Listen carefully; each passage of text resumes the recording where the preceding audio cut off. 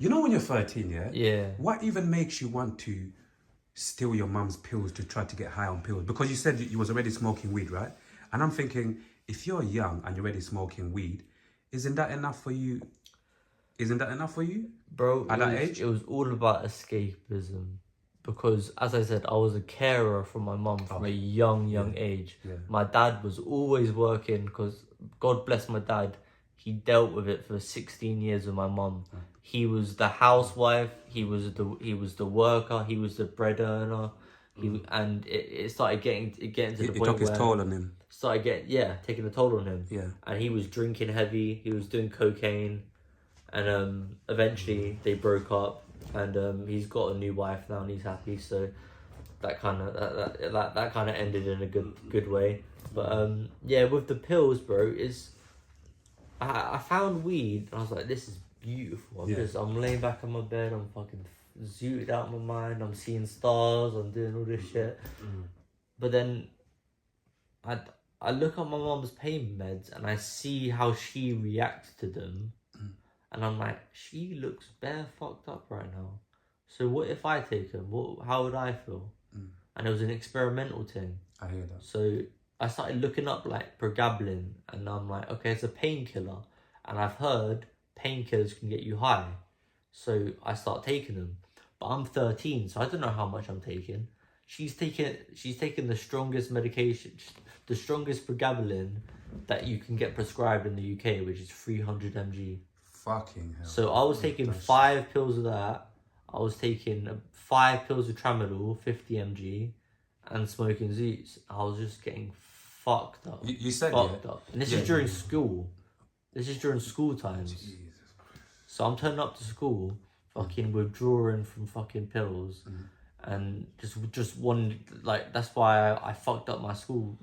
Did anyone you see, like, in your school, yeah? Yeah. Did any of the teachers realize what was going on, or even try to did any teacher realize what was going on? There was one teacher that I rate to this day called Mr. Nicholson. I'll forever rate him. Big up Mr. Nicholson. Big up Mr. Nicholson, for real. But if you're watching this, bro, you're probably not, but I love you, brother. We hope it gets to him one day. So. Yeah.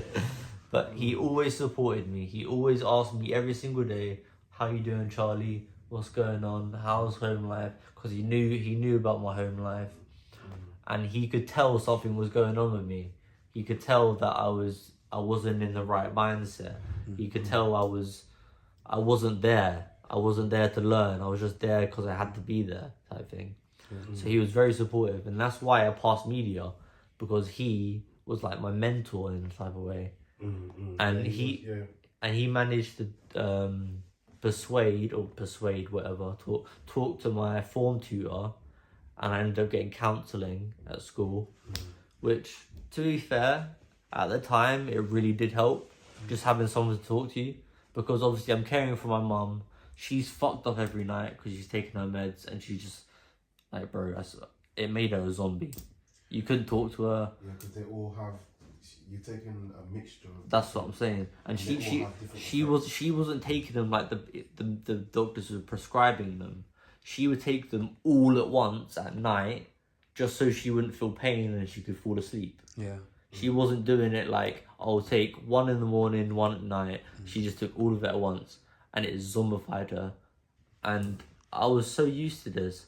At one point, she nearly burned down the house because her head had leant against a lampshade and the bulb got too hot and it started burning. I started smelling burning. I was like, what the fuck's that? I was like, Mum, get out of the way, your fucking hair's on fire, bruv.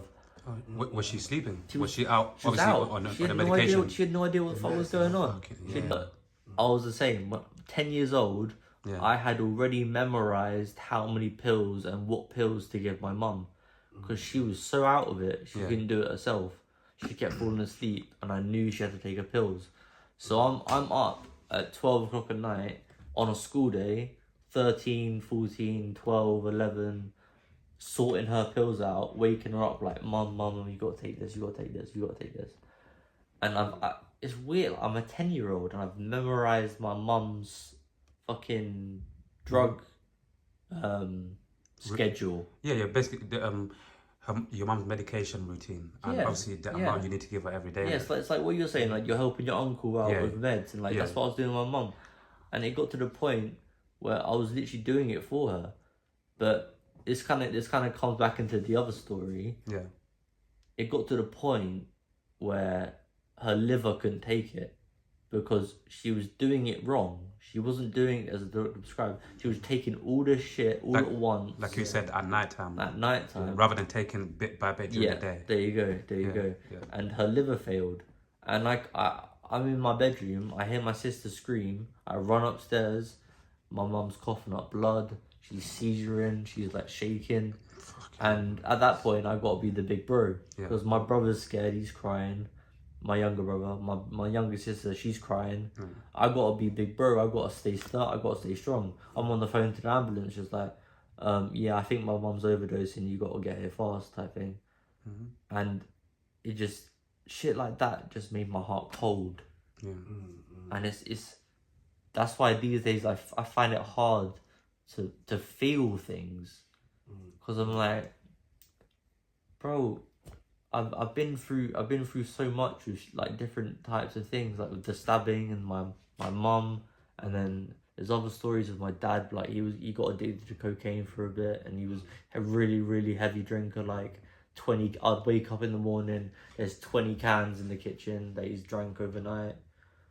And to deal with all these. Yeah, and I'm young, man. I'm not even I'm barely a teenager. Bro, did you ever get to a point where you was mad at the world? You know, sometimes certain things happen to us in our life, and we think to ourselves, I went fuck the world, or like people might say, fuck God, because obviously some people, depending if you're religious, some people might say, God, why me? Yeah. But yeah, did you ever go through like a certain period where you was mad at the world, or even people within the world? 100%. Yeah. There was a long period where I was angry at my mum, because. Why was you angry with them? Because I figured out that she wasn't meant to be taking the meds like that. So I was like, I get it, because all she wanted was pain relief and just to get a good night rest. That's all she wanted. Yeah. But I was angry at her because she got it. She left it to a level where she's fucking seizuring, like blood coming out her nose, blood coming out her mouth. And 3 of her children are sitting there watching this happen, and I'm calling the ambulance. Ambulance comes, she gets pulled out in a stretcher. We have no idea what the fuck's going on. I have to stay home with my sister and brother, obviously, because they're young, and we have no idea what's fucking going on. And then a week later, she'll come back and she's fine, because the doctors realised what she was doing, so they took all the medication away from her. Yeah, they would. Yeah, completely. And she was left with ibuprofen and paracetamol, which, again, in itself is fucked up because she's in a lot of pain still. So paracetamol, they don't fuck all.